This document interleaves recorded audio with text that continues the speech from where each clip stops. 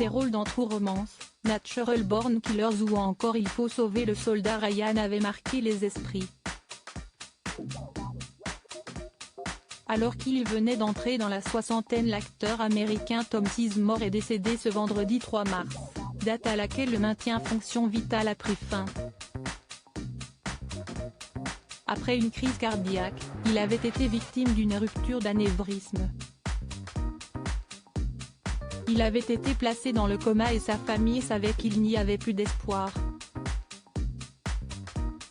Les médecins ont prévenu sa famille qu'il n'avait aucun espoir de rétablissement et qu'il leur recommandait de mettre fin à sa vie, avait déjà annoncé son agent, Charles Lago dans les colonnes de Variety. L'acteur de 61 ans est mort dans son sommeil. C'est avec beaucoup de tristesse et de chagrin que je dois annoncer que l'acteur Thomas Edward Sizemore s'est éteint paisiblement dans son sommeil à l'hôpital Saint-Joseph de Burbank, en Californie, peut-on lire dans un communiqué selon lequel son frère Paul et ses enfants Jaden et Jagger se trouvaient à ses côtés.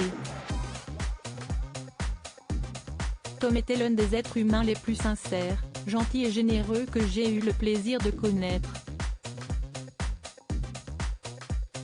Il aimait ses fils et sa famille.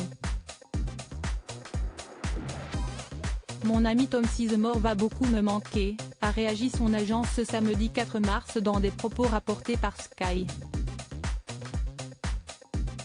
Si l'on retiendra de sa carrière son rôle du sergent Mike Horvat dans le film de Steven Spielberg sorti en 1998, Tom Sizemore s'est aussi fait remarquer dans sa vie privée. Dès l'âge de 15 ans, l'acteur avait développé une addiction à la drogue, à tel point qu'il avait été arrêté à plusieurs reprises dans les années 2000. Ces tragiques décès de personnalités qui ont déjà marqué l'année 2023. Drogue, violence conjugale.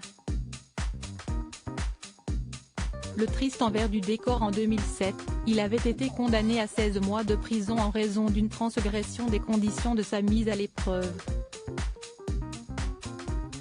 Il avait reconnu posséder de la drogue de synthèse. Mais ce n'est pas tout, car Tom Sizemore avait aussi fait parler de lui pour des faits de violence conjugale sur d'anciennes compagnes. Mais cela ne l'avait pas empêché de continuer à travailler. En 2022, il était apparu dans au moins 3 films. Il avait joué dans le film de William McNamara The Trouble with Billy.